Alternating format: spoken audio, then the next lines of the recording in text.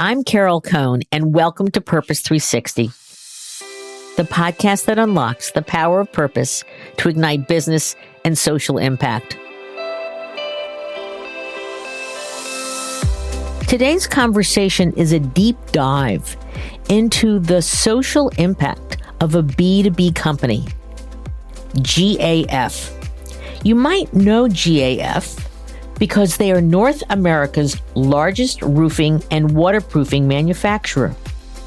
They've protected homes, businesses, families, and communities for over 130 years through its innovative and customer-driven solutions.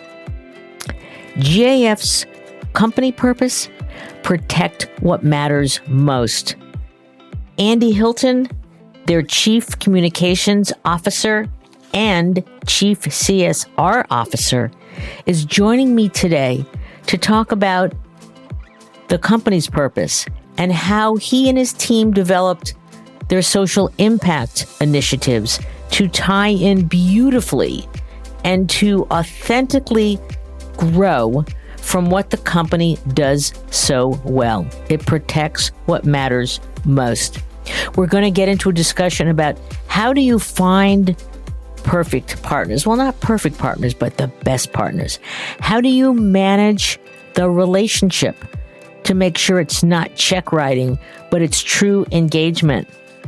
How do you bring resiliency to life, which is so much a part of what roofing is about? Resiliency in workforces, resiliency in structures, resiliency in families.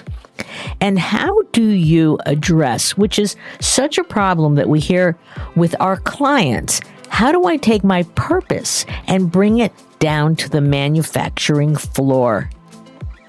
Well, GAF has over 30 plants in over 26 communities in the United States, and having an engaged employee population in an authentic way is absolutely critical to their business. So join me for this highly insightful conversation with a dear friend, Andy Hilton. You're going to learn a lot. So let's get started.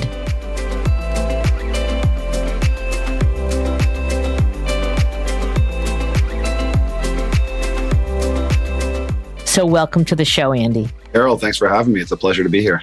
One of the reasons I'm so delighted is that Andy and I, in our careers, have had the wonderful opportunity to work together twice. And we worked with on Xylem and on an amazing global water project. And then I love the fact that when Andy went to GAF, that he was there a couple weeks, maybe a month, and he rang me up. And he said, hey, I really want to talk to you about doing some very special work together. And we did for, I think about a couple years. And so today he's going to really share with us the company's purpose, how it ties into their social purpose, the kind of work that they are doing truly on the ground and making a tremendous difference. And this is a company, first of all, that a quarter of the country has a GAF roof. And I know that when I had to do my roof on my house in Cape Cod, I had timberline shingles, and they were from GAF. So let's just start. Andy, who is GAF? Well, Carol, first of all, thanks for having me. Thanks for being a great partner over the years, and thank you also for being a customer of GAF's. All of those are very important to me. There you go. So GAF, we're the North America's largest roofing manufacturer. So we sell roofing material for both commercial and residential roofs. And so, as you mentioned, we're one in four roofs in America are covered by GAF products, and we're really proud of that. We take that responsibility to cover and provide shelter and for American families very seriously. And as you said, it feeds it directly into our work around our brand promise and our social purpose too. So grateful to be here, and thanks for the opportunity to share our story. So let's just talk a little bit about Andy Hilton. So you've had a really storied career, great career with great companies, truly helping them to live their values in action. So just talk a little bit about your history and why is this important to you personally? And then why is it important to business today to truly live their purpose, live their values? Yeah, I've had a very fortunate to have a really wonderful career in the communications and in the now in the social impact profession. I started my career in agency life. Came across Carol and your agencies and many different iterations over the years through my time with both Ketchum and Peppercom. But then I found my way to ITT, and that's where we first met. And ITT, which later became Xylem, following a spinoff, was an organization that was at an inflection point when I joined in terms of trying to define what its purpose was, right? What its brand promise was. And under the leadership of a mutual friend, Tom Martin, we landed in a place on an idea, which at the time we called "Engineered for Life." It's still the tagline and the promise of ITT today. And that's really where we started thinking about our social impact programs around that central idea, and how can we bring that idea of engineered for life, to life through social impact programs. And Tom retired, and then Angela Bonacore came in, and that's where you and I got to work together. I was in the backseat at the time in Angela's car, and I think you were riding shotgun with her as we built out the Watermark program initially. And then when ITT spun off into 3 separate independent public companies, I had the great fortune of staying with Xylem, which was the water business, and naturally, given the focus of the Watermark program on the water on water issues, the Watermark program, the social impact program, came with Xylem, and it was at that point where that program and that experience really taught me a tremendous amount about how a great focused, strategic social impact program that's born from an organization's kind of brand promise, from its core values, what it can do in terms of helping an organization connect with stakeholders, connect with employees, connect with customers, and in so many unique and meaningful ways. And so I had the great privilege of seeing that program develop under Angela's leadership and with your great support and your team's great support. And so, when I had the opportunity to go to GA, I joined GAF. I was finding GAF was in the similar spot that ITT was, in terms of it was in a transformative state. Really thinking about what this very successful business and how is it going to continue to stay relevant and grow in the future. And it was a very introspective moment. And this is only 4 years ago. And so there's a number of great new leaders coming into GAF at the same time, who collectively sat back and looked at what is the promise of this organization, what does make us unique, and that's what led us to the brand promise of GAF, which is to protect what matters most. And so, when the organization landed on that idea as the anchor for everything we stand for, it brought me right back to those days at ITT, and I said to myself, this is the perfect time to really think about how we bring that story to life through a high impact social impact program. So that's what kind of brought us to the doorstep of our conversation today. And so why is it important? Now, you're talking 4 years ago when we started talking about this for GAF. Why have you seen it to become more important for companies today truly to stand for something beyond the bottom line and to find the very authentic alignment with their business and society? It's a great question. I don't know that it's any more important today. I just think that there's a greater awareness to the value that it can create. It's always been important. I have to believe it's always been important. We try to think about people in kind of generational buckets and say things are more or less important to them at any given time. And I believe that to an extent, but not but not entirely. I think these things, people have always wanted to feel connected to something bigger than themselves. I think it's an idea as old as time. The fact that we brought that into the zeitgeist of how we run businesses and how we make decisions. I think that is certainly changed over the last 2 decades, and so we are in a different time from that perspective. But I think the core notions, right, the core tenets of purpose are just as relevant today as they were 100 years ago. That's a really good point. So protect what matters most is your corporate brand. It's your essence. And you decided that you wanted to develop this community social impact initiative, but you felt very strongly you wanted employees to have their voice in the co-creation. Why was that important? And what was the process that you did get the employee voice, especially, and I have to give you a lot of kudos, going down to the plant level? Because I remember we ran some workshops in some of your communities. And so why was that so important to get their input?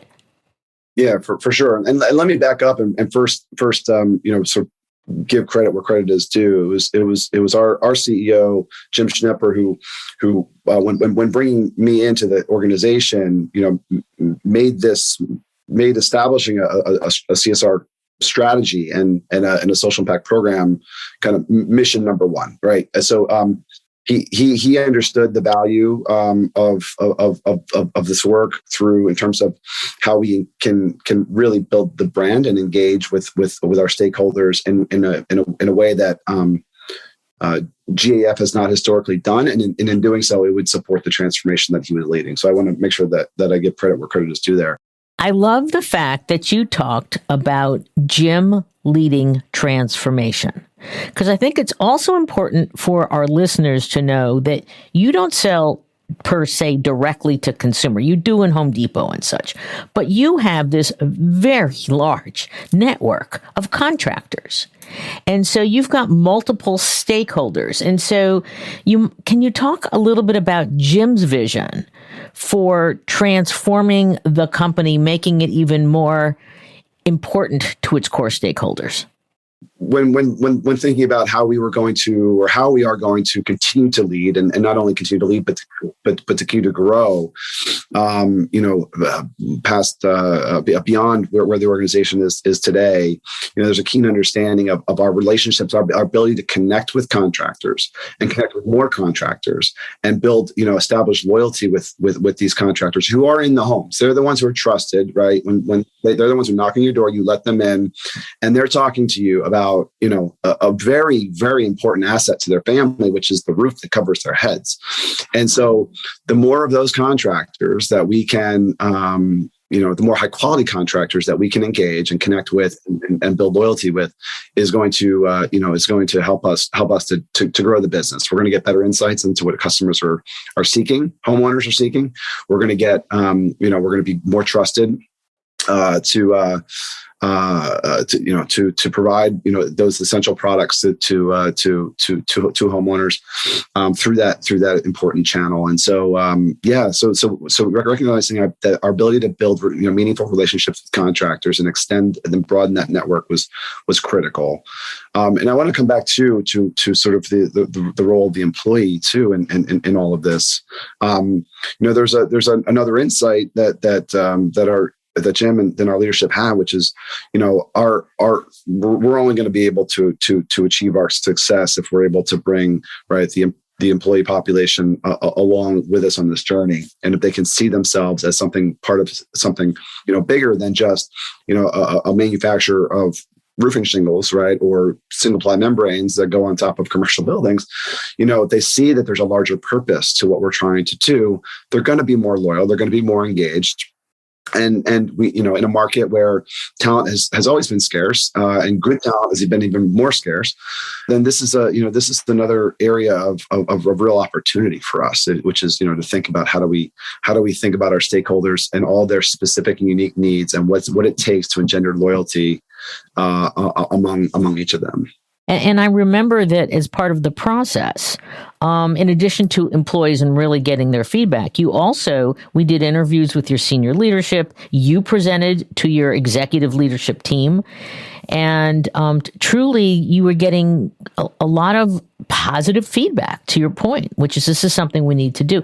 Is there a story at all, or just an anecdote that when you were presenting to the leadership team that you were either concerned about it or they got it instantly? I wish I could recall, some sort of fantastical moment where it all came to be. But I think what's really interesting and what was so unique for me in this experience with GAF was, it was at the point, it was actually more around when the organization was aligning around the brand promise of we protect what matters most. And, I've been in organizations that have and or around organizations that have, searched for, right, those magic few words that sort of summarize eloquently their purpose, and their intention and their promise to their stakeholders. And for many organizations, it's a chore, and it involves years and years of research. It involves thousands and thousands of interviews. It involves lots of hand wringing and self reflection. And you never quite get there. You never get to a place where where everyone feels connected to the idea. We were very fortunate because, again, I think the nature of the products that we make and what we do for families and businesses made it when we landed on that idea, we protect what matters most. And again, not my idea, but when the organization got there, everyone instantly aligned to the notion. They could see themselves, they could see what we do, not only for homeowners and from a product perspective, but for contractors, right? Our contractors, everything that we do for contractors is about what matters most to them, which is their reputation, right? Our programs and our services, out in the field to help them build their reputation, the backs of great products, by giving them the tools to succeed in the home. When we think about our communities, right? What matters most in our communities, and we are present in nearly 30 communities across the country manufacturing our products. In each of those communities, what matters most is something different. It's not the same thing for them. So really understanding what it is that we invested in getting to know what our community needed, and we'll get maybe into some of those examples a little bit later in this conversation. So it was when we landed on that idea, everything else clicked. Once we landed on that idea, then we said, okay, well, how do we bring this to life? It was easy through the programs that we were already running for our customers, through the products that we were already making. It check. How do we deliver that in our communities? Right. That's where the notion of community matters and in our social impact program, where that when we were presenting that and sharing that, similar to I think that the notion of we protect what matters most was just something so obvious to people once they heard it. I think community matters as an outgrowth or as a complement, as a way to bring that story to life. It was obvious at the time that we presented it because it made so much sense. It seems obvious, but I just want to make the statement for our listeners. You could say, GAF, we sell shingles, right? And when we went to the roofing show and, your booth stood out just, miles apart from anybody else, because it wasn't we sell shingles. It's we protect what matters most. And that was such a higher plane, and you could really feel the purpose, and you could see how you differentiated yourselves, and you could see the kind of conversations that you were having with your customers, with your roofers. And I love the fact that you also, because this is not done by a lot of B2B companies per se, you had a smaller booth right next door for Community Matters.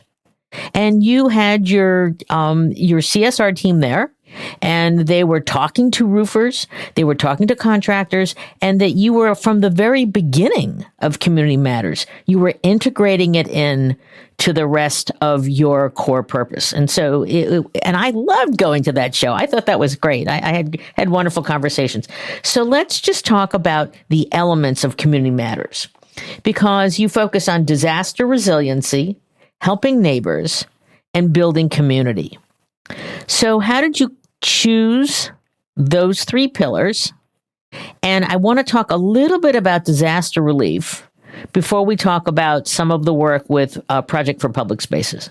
So with respect to, the pillars of Community Matters, our program started from a point of view that resilient communities are sustainable communities, right? We need to be able to build. We wanted to be part of the solution with respect to building resilience in our communities, those communities where we work, the communities that we serve. And we think we can by focusing our time and talents and our capabilities on discrete areas that will help build resiliency will have the biggest, is the area where we can have the biggest impact as an organization. So it started from the point of view, okay, so we know what we make, we know what we do, we know what we're really good at, we know where we are, we know what we have to commit. How do we package that together to maximize the impact? And so that was the sort of the, at the center of Community Matters. We started as you just described, working in three kind of discrete areas: building community, helping neighbors, and disaster response. We've broadened that a little bit, even or refined that even more recently to really focus in on this notion of resiliency. If a strong, productive, available workforce, healthy, strong, engaged families, and strong infrastructure, buildings and homes that can protect that community, your community. We think those are foundational areas for building resilience, and we think that those are the areas where GAF as an entity can have the biggest impact. That's great, because I haven't heard about that. So talk to me about how you went from the physical actions. So I remember that there was Hurricane Florence, and that you had a plant in Burgaw, North Carolina, and it was flooded like crazy. And you had so many employees there, and you immediately went down, and Jim Schnepper was there, and you were there, and you were really trying to help everybody. So that was disaster response, absolutely extraordinary.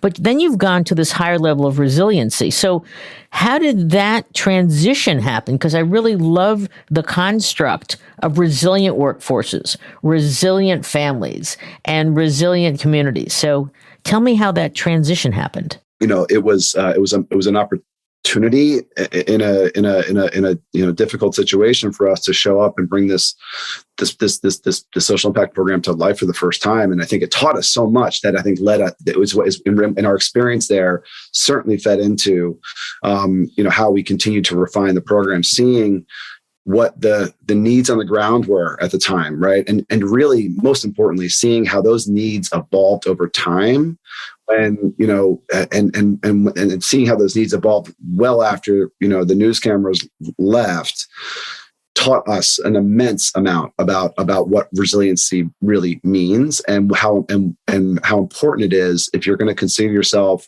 active in the disaster response world. You need to be thinking well beyond that initial 48 hours, that initial 72 hours when the needs are acute. They're very acute, and there's great organizations out there, including ours, who are supporting communities in that desperate time of need in the hours immediately following the disaster. But then there's the weeks that follow where people are struggling to just get their homes accessible, right? Just to be able to reach and then to a point where the insurance adjusters can get in and actually inspect the homes, and then moving into a rebuild phase where you're either rebuilding or you're fixing homes that have been damaged, through, and then how do you build those back in a way that's going to make them better, in the future, not just the same that was destroyed, and how do you help that community, prevent that or avoid, future such disaster. So we learned a lot. We learned a lot in Hurricane Florence. We and all of those learnings I think have translated into how we've matured the program and evolved the program over time. There are many parts to Community Matters. I'm not going to ask you which is your favorite, because each one is great. So can you talk about the local community work, the work that was done, especially the Shafter project? And that's where you really looking for in your local plant communities. And I think it's really important for our listeners to know it wasn't the whole country. You can't afford to do the whole country. You really wanted to connect with your plant communities and your employees. So talk about that process, because it was in depth. So my favorite part of Community Matters is it is our employees. It's the people that work for our company and how they've embraced the program and the opportunity that's been afforded to them to engage with their local communities. The most important thing we did was that we liberated, or we gave permission to leaders in local communities to engage directly.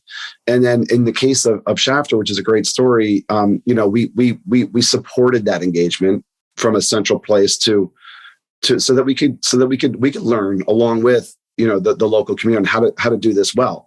So we came into with Community Matters. We do have an ambition to deliver on what we call internally signature projects, where we invest at a deep level in the communities in a meaningful way, in a way that meets the specific and unique needs of the communities where we operate. And we do it, entirely through an approach, a co-creation approach, and it's a model that was introduced to us through you and through a fantastic nonprofit, placemaking nonprofit based out of New York City, that has done community engagement based place creation for many years, and so in Shafter, California, where we have two plants, we make glass mat, which is a core, the core of the laminate shingle, and then we have a shingle manufacturing plant also in Shafter. We've been there for many years, but we haven't been as connected to the community in an intentional way, in a way that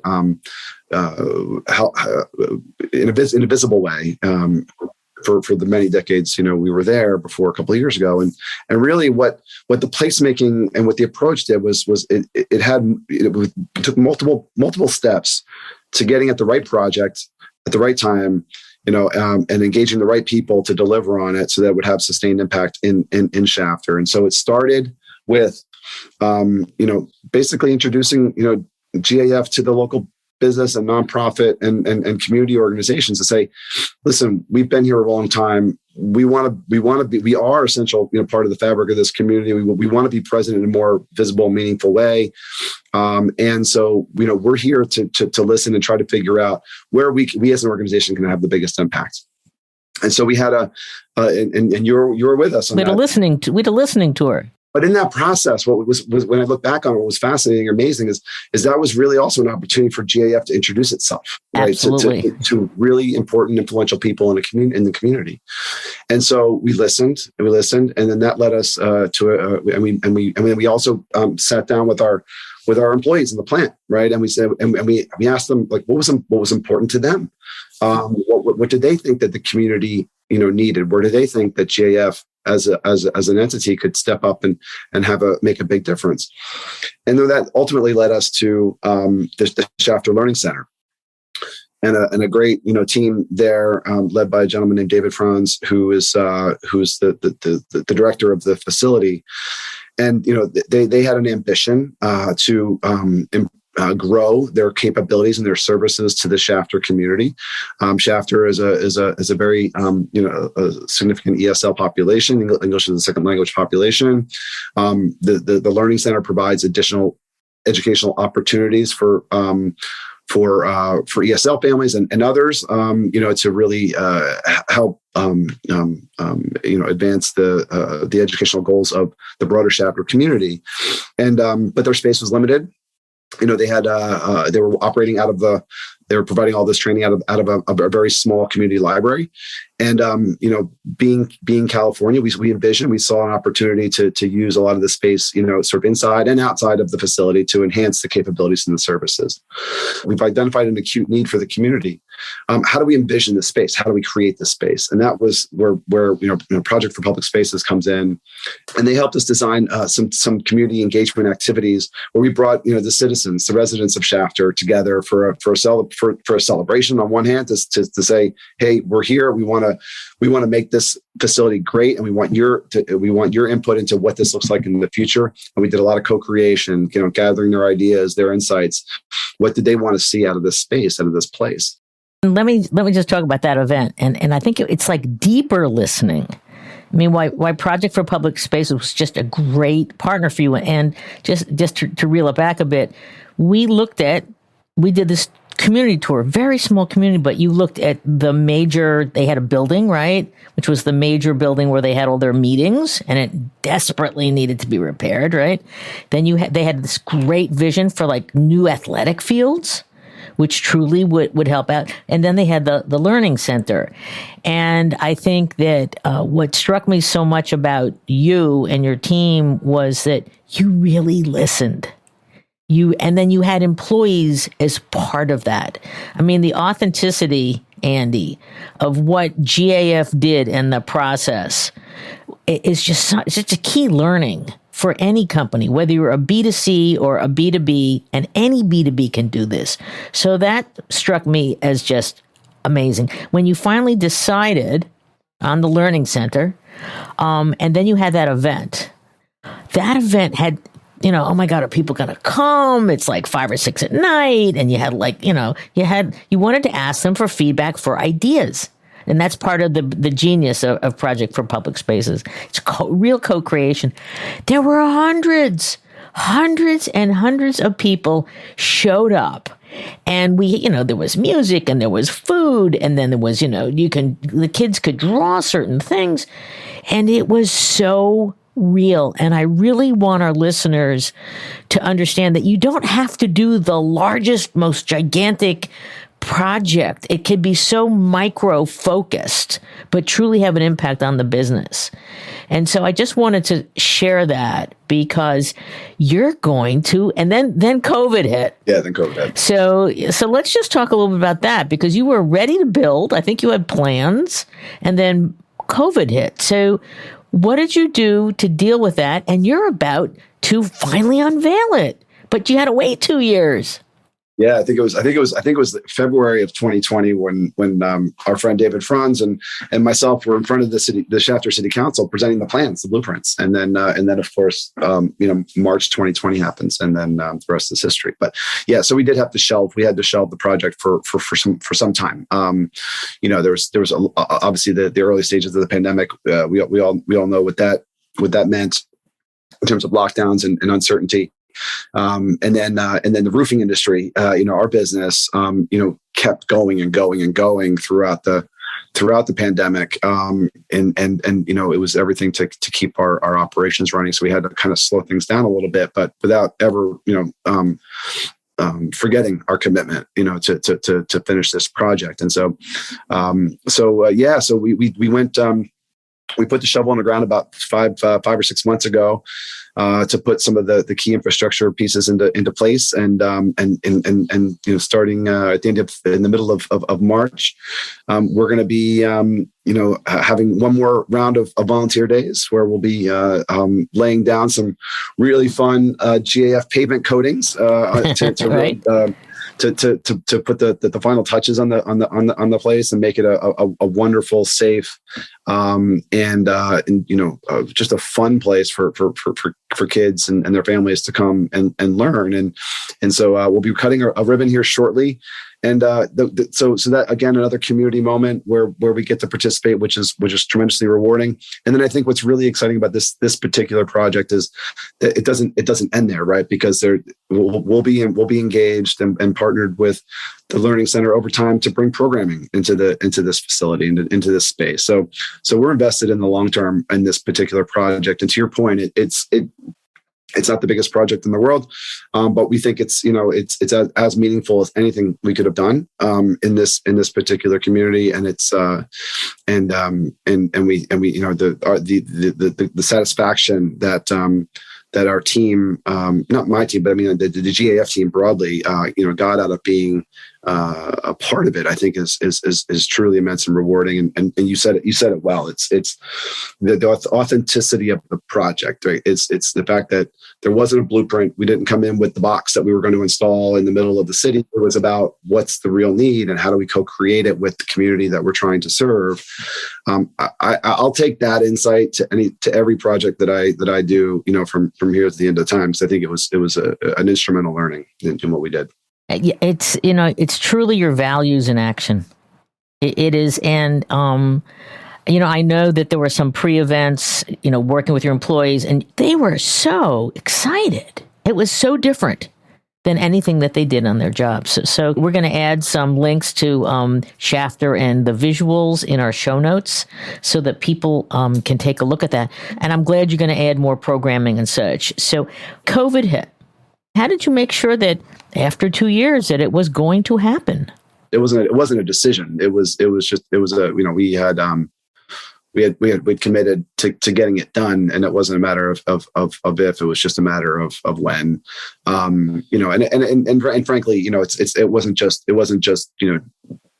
GAF in our business that had an impact on that. I mean, I think Shafter also, its priorities, right, had to shift as a community during COVID. How are you going to share? What are your plans? I mean, obviously you've got the local community, your local employees, but do you have any special plans to share with the entire country of your GAF employees and your other plants, how they'll connect to Shafter in any way? Yeah, we'll certainly pull out all of our communications machinery and make sure we share our story across our great platforms so that everyone can feel part of it. And we've been using that example to engage and bring in other GAF communities into the fold, and have already started working with some really inspired plant leadership who see the value and see the opportunity and are gonna lean in, and then we're also looking at different ways that we can bring scale to our Community Matters program. And I think what you'll see from us in 2022 is some really focused efforts, especially in communities that have the biggest need when it comes to resilient design and resilient thinking. Places that we've seen get hit hard over and over again, through natural disasters, economic disasters, and so we'll be looking to sort of put some scale behind what we learned in Shafter, and I think, and I'm hopeful that will be a story that we'll be able to bring to the masses as well. So more to come from us on that. More to come. I'd love to try and pull a little bit more out about resiliency, because as we have seen, not just resiliency with our health and COVID, but the amount of climate disasters, the amount of tornadoes, the amount of fires. Yes, you are in the resiliency business. Again, protect what matters most. Can you share, without giving away any trade secrets, how you're going to be advancing this whole concept of resiliency, especially as related to Community Matters? I should have said, at the very beginning of this conversation, that everything that we do with the support of a network of great partners, right? This is our 10th year anniversary in partnership with Habitat for Humanity nationally. We have a fantastic partnershship with Good 360, which is a national nonprofit that helps provide donated goods to a network of nonprofit organizations in the communities where they need them, when the goods are needed and when they're needed most. We've expanded our network. We're working with Rebuilding Together in many communities across the country. We're in the Gulf region. We're working with SBP, which is another fantastic disaster response organization, and Team Rubicon is a longtime partner of ours and a wonderful organization.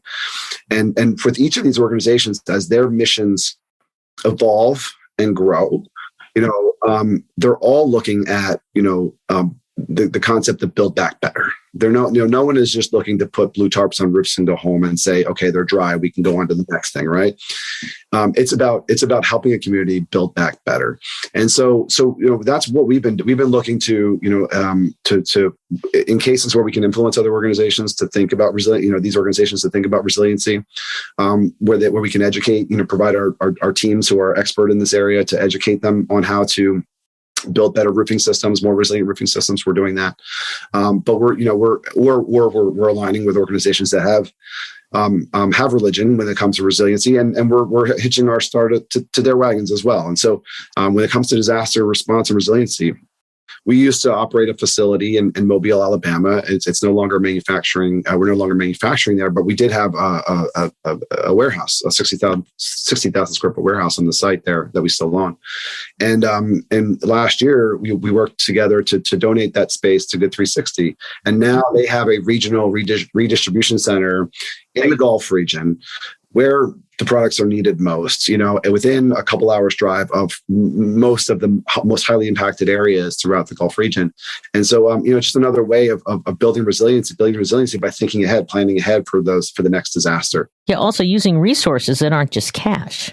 That's right. That 60,000 square foot warehouse is a big, big deal. Yeah, no, it is. And it's so well positioned to serve them, their mission and which is now our mission. You mentioned a handful of really powerful partners. So, and you've developed and deepened your relationship with them over the years. I'd love for you to share with our listeners, what are your secrets to success, to having really good and impactful partnerships versus just writing a check and walking away? Yeah, no, it's a great question. I think the secret to a good partnership is the collaboration. It's about the listening, but it's about when setting up the parameters and the expectations in the relationship, and it is a relationship. When you're setting it up, make sure that your partners know that you expect to be part of a conversation, not just called upon when a check needs to be written. And so that's where we've had such great partnerships, again, that have lasted now, more than a decade in the Habitat example, where it's about how do we collaborate to design programs? How do we collaborate to think about where our participation can have the biggest impact, and make that part of the expectations up front, that you're going to be that you're buying into a partnership, not into a you're not just interested in getting the logo for your website. There you go. That's really cool. We unfortunately are getting down to the end of this great conversation, but I always like to ask, what do you know? What have you learned now that you didn't know 4 or 5 or 6 years ago? That you would have said, "Hey, to my younger self, hey, younger self, you should have this sort of wisdom to make the community matters, to make your values coming to life, to make your social impact work even more impactful." I think in the beginning, I think that I thought we had to have all of the answers up from the start. Good one. We had, and I realized very quickly, and I think this conversation alluded to it, at multiple points, Carol. I think being able to just getting comfortable with getting out of the starting gates, right? Mm-hmm. And starting to put points on the board for the communities that you're trying to serve, and then evolve and grow and shape from there. Let the experience guide you. Don't feel like you have to have a blueprint for success from day one, because that's not realistic, and it's not going to get you to the best outcome. That's a great insight. Regarding your senior executives, your senior team, that you've got, whether it's a chief information officer, it could be a supply chain officer, it can be commercial officer.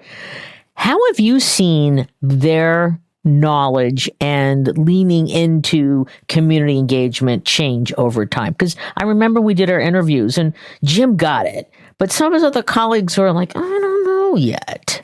So what if you see how the light bulb went off for them? Yeah, I would challenge the notion that there was reluctance among any of them. We have a great leadership team, to be honest, and they've all, I think, got it from a very early stage that this program could have, and no matter where they sat in the organization, whether their stakeholders were people, our people or our customers or our vendors and suppliers, they they've all embraced and been very supportive, very very early on. But I think the most meaningful and the most obvious place where leaders have been able to engage and see the real value is when they see their teams connecting and engaging and participating.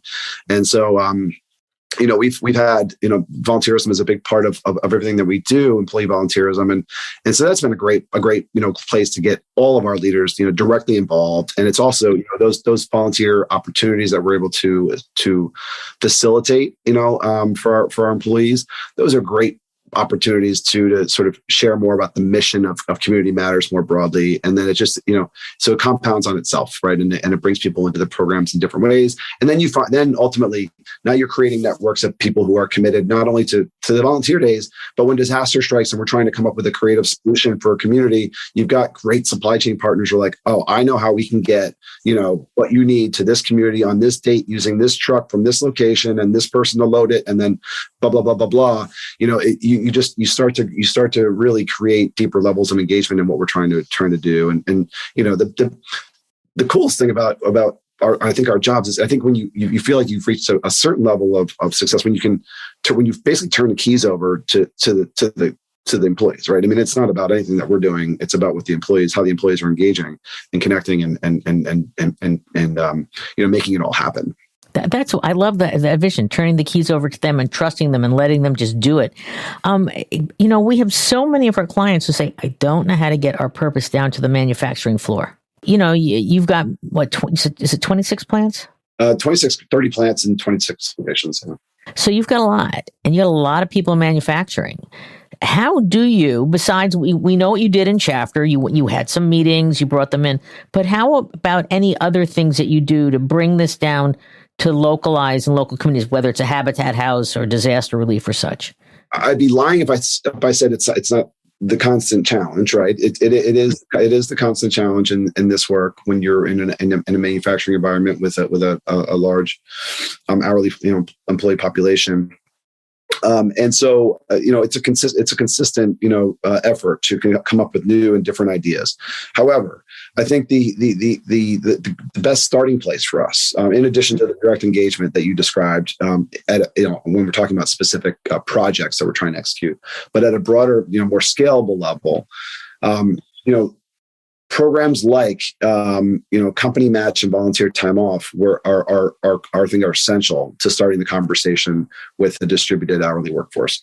And for us, it's about providing opportunity and having the organization stand behind our employees, wishing to support organizations that matter to them, right? It's not about it's not about the organizations that matter to our program and the partners that we talked about earlier. What's the organization that's most important to me, and how can I get involved? Whether that's being afforded the opportunity to step away from the line for 4 hours to go do X, Y, or Z activity, or to have my $20 gift doubled for the organization. To us, I think that's where we've seen the most traction, but we have a long way to go. Do you have a formal time off policy for your employees? We do. And what is it? It is every employee in the company has 16 hours of paid time off, and that's generous. That's really great. And then and okay, so people listening and go, yeah, well, that's okay for like desk people, but for someone on a line. So I'm assuming, how does it work when it's in manufacturing? They have to work with their supervisor, get the time off, et cetera. That's right. It's it's a theme throughout this entire conversation, but there's it's a little bit different in every place depending on the dynamics of the facility and the plant and the operation. But we try very hard to make it easy for folks to get out and volunteer. Not going to lie, things like COVID and when manufacturing is running as hard and as fast as it is now, because given where demand is, these things get harder and harder to do, and you have to get more and more creative about how you engage. And so, for example, this year, one of the projects that we did to be able to sustain the level of volunteerism, we actually brought the projects into the plants. And so back in November, we sent out 5,000 kits out into the plants where our employees were asked to sew blankets that were then redistributed through Good 360 into communities where following disaster where blankets are certainly needed most, and we were able to create little micro moments for volunteerism. It took half an hour, not 4 hours, but it gave people an opportunity to connect and participate. That's really wise. So the micro volunteering. So unfortunately, I do have to end this now, but I always like to give my guest the last word. It's been a great conversation, and I really appreciate your candor in terms of the depth at which you approach community matters. So what's the last word, Andy Hilton?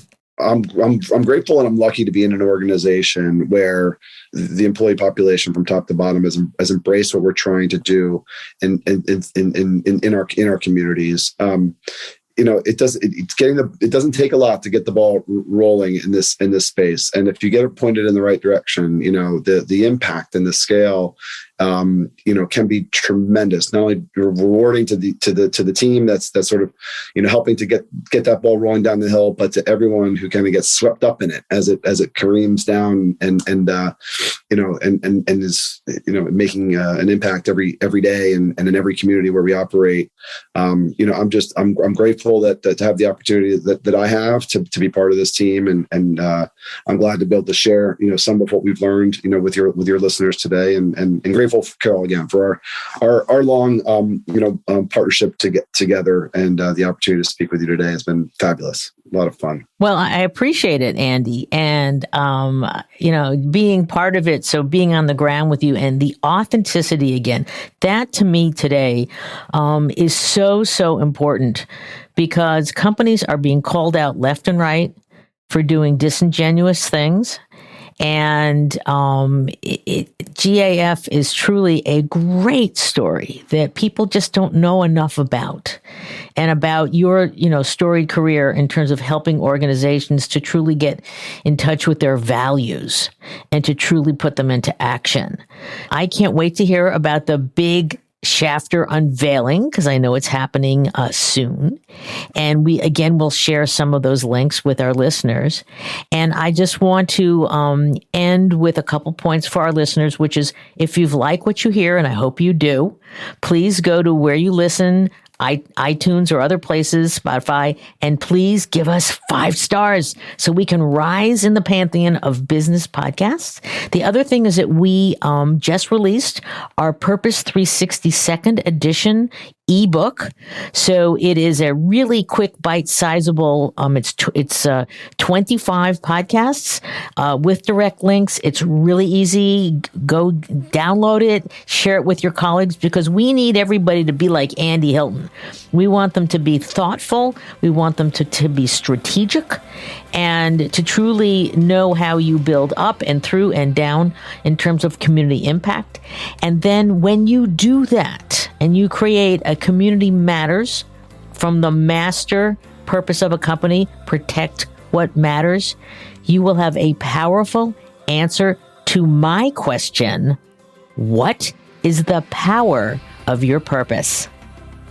Thank you so much, Andy, for being on the show, and good luck with all the additional work that you're doing, because it's really, really important. Thank you, Carol, and thank you for the opportunity to share today. It's been fantastic.